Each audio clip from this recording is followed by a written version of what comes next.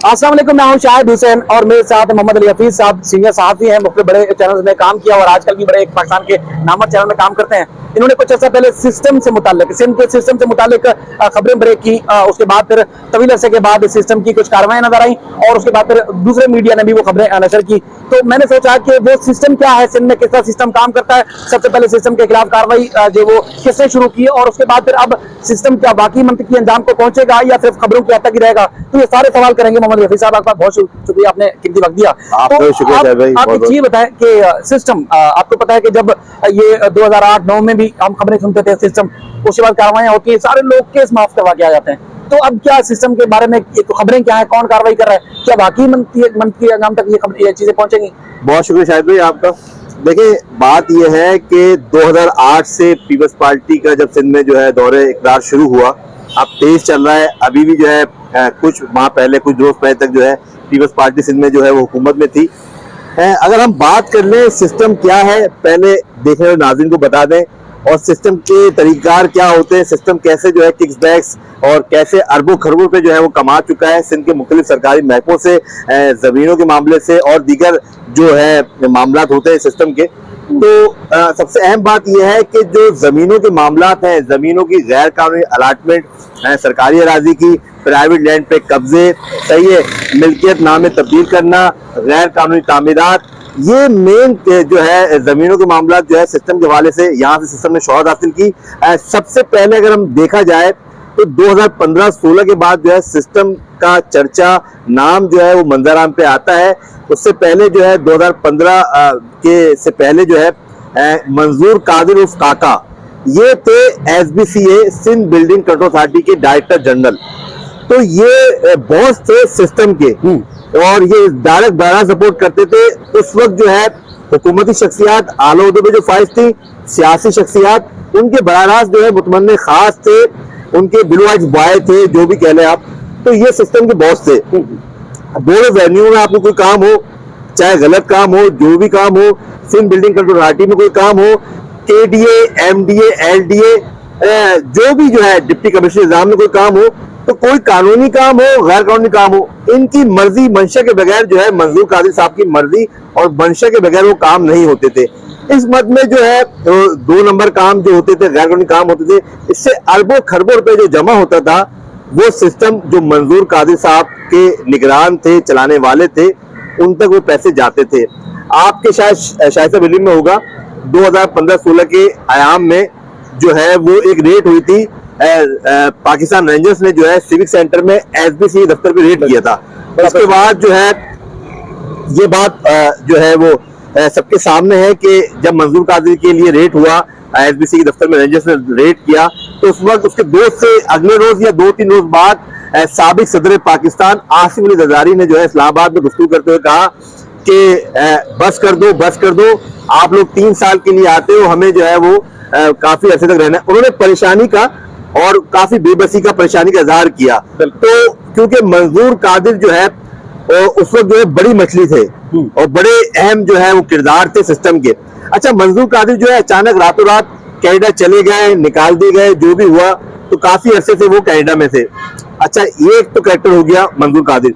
उसके बाद जो है मंजूर कादिर के जाने के बाद जो है बड़े बड़े नाम आए, जो हमने भी देखा, बड़े बड़े नाम। फिर सुप्रीम कोर्ट में जो समाअत हुई उसमें भी नाम आया, यूनुस मेमन, यूनुस सेठ है, अनवर मजीद है, इसी तरह जो है और किरदार खालिद यूसुफी है, शब्बीर बम्बाट है, कई दीगर नाम जो है ये अदालतों की समाअत में भी ज़ेर गुफ्तगू आए। इसके अलावा जो है और इंक्वायरियों में भी, कागजात में भी नाम आए, यहाँ तक के और दीगर भी नाम आए।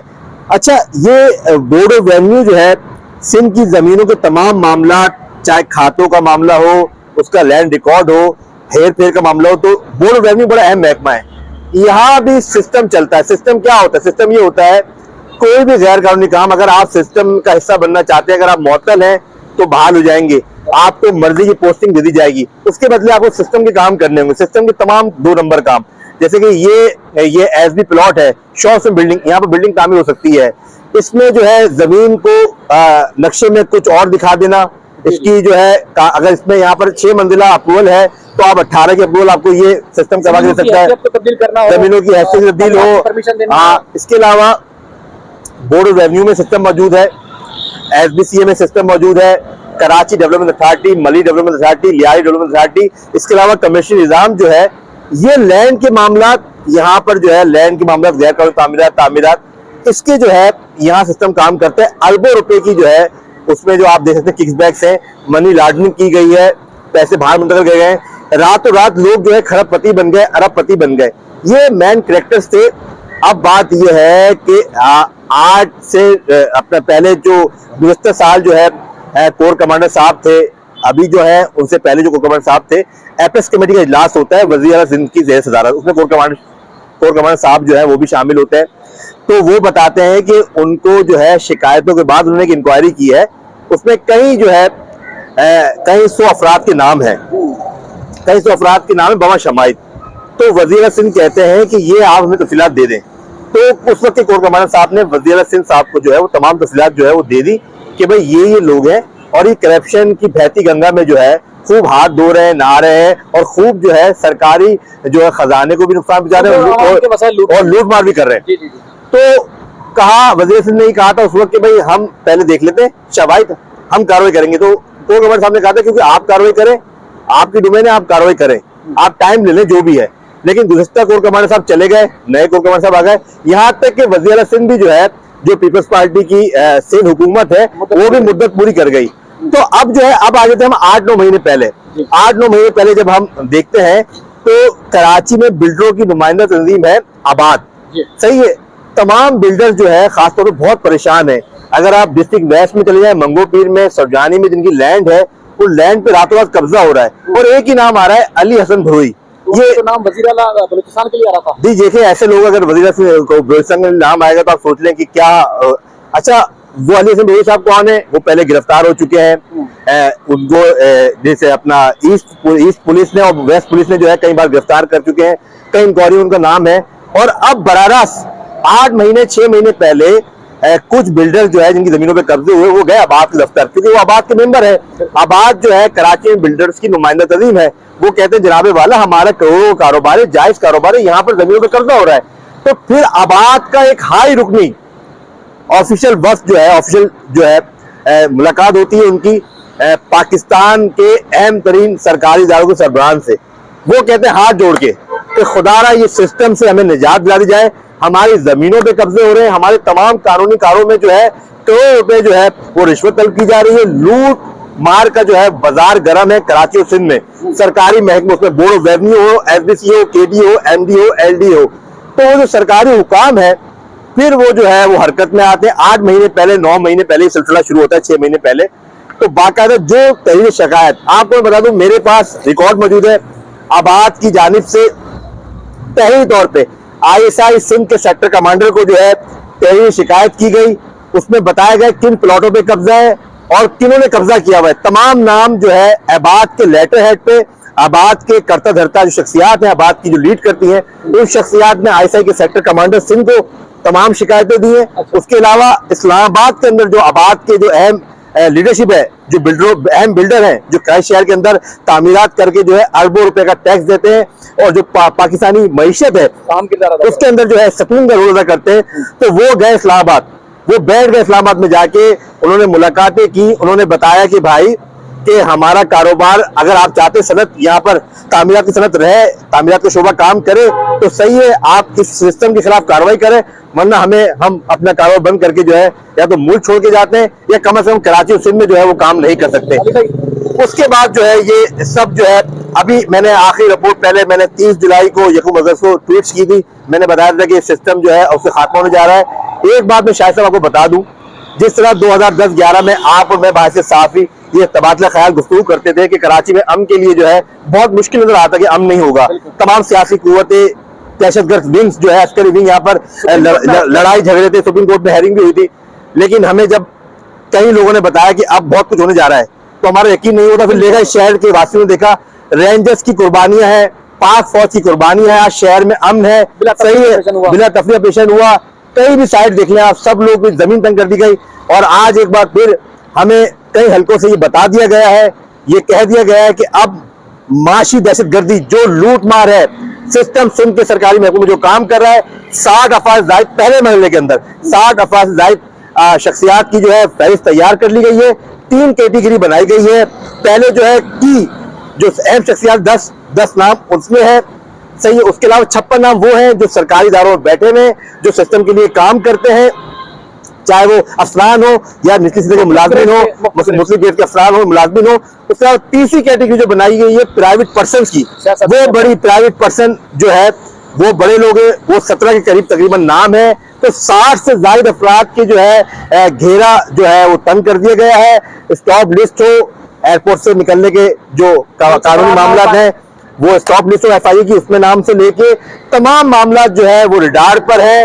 अब वो चाहे कुछ भी कर ले, मगर हमें बताने वाले ये बता रहे हैं कि इस दफा ऐसा एक्शन होने जाएगा कि जो रिश्वत सस्तानी का सोचता होगा, चाहे सरकारी मुलाजिम हो, चाहे कोई भी 2 नंबर शख्स हो जो रिश्वत वसूली, रिश्वत के काम में मुलविस है, लेन देन में गैर कानूनी काम मुलविस है, सिस्टम का हिस्सा है, सिस्टम का कारिंदा है, उन पे जमीन तंग हो जाएगी। और ये ऐसा इकदाम होने जा रहा है कि आइंदा जो है सिस्टम तो खत्म हो ही जाएगा, लेकिन जैसे गर्दी का खात्मा हुआ था, करप्शन का कराची के सिंध के महकमे में भी उसका खात्मा होने जा रहा है। एक सवाल मैं कर रहा हूँ आपसे, क्योंकि देखें जो मंजूर कादिर काका की आप तफसीलात बता रहे हैं, इसके अलावा अदालतों में हमने केसेस देखे भरमार थी। अब एक साहब अदालतें खाली पड़ी हुई हैं, बड़े बड़े नामी गिरामी जो लोग थे, मुख्तलिफ सियासी जमातों से करता लोग था, पीपल्स पार्टी से भी था, और उनके केसेस मुंतकिल कर दिए गए हैं। और मंजूर कादिर काका जिसका तकरीबन हर सिस्टम में उनका नाम आता था, तकरीबन हर गैर कानूनी तामीरात या SPCA, MDA, LDA बेशुमार केसेस में उनका नाम आता था, उनके खिलाफ मुकदमा दर्ज किया गया सिर्फ एक,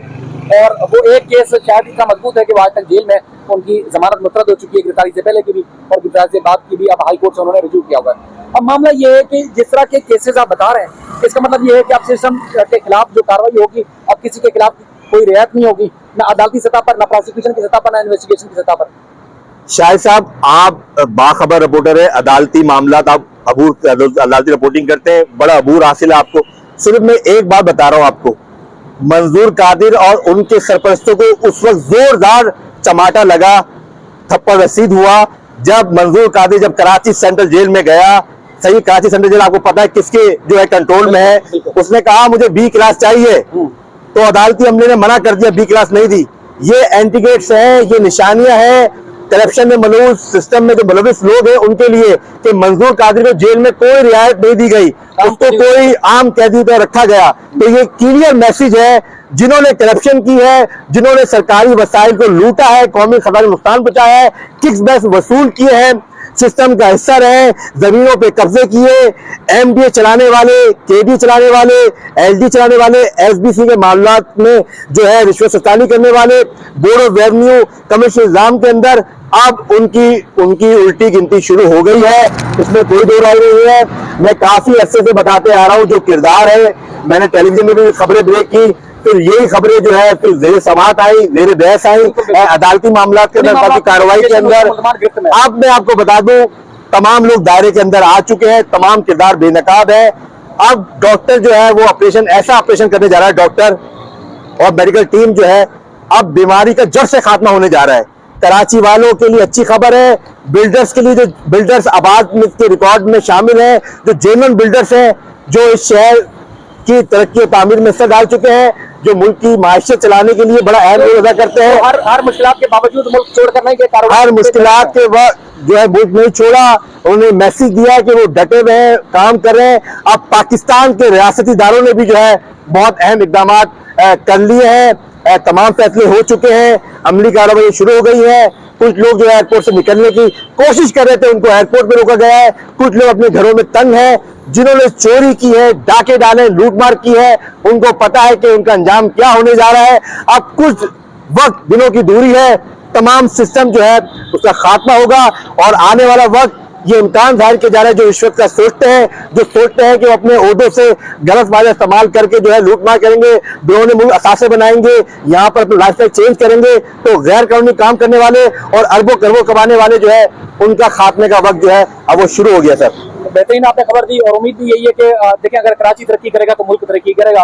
कल भी मैं किसी से बात कर रहा था, जैसे गुजरात को इंडिया से निकाल दो तो इंडिया की इकोनॉमी जो है बैठ जाएगी, इसी तरह कराची को अगर पाकिस्तान से अलग कर दो तो पाकिस्तान की इकोनॉमी बैठ जाएगी। बड़ी खतरनाक सूरत हाल है। अगर इदारों ने ये ठान लिया है कि मुल्जमान के खिलाफ उन सिस्टम के लोगों के खिलाफ कार्रवाई करनी है जो कि एक दिन की तरह लोच रहे हैं, तो यकीनी बात है कि मुल्क भी तरक्की करेगा, ये शहर भी तरक्की करेगा और कारोबारी शख्सियात की तवज्जो भी दोबारा जो है शहर की तरफ आएगी। अब आगे की तरफ चलता है।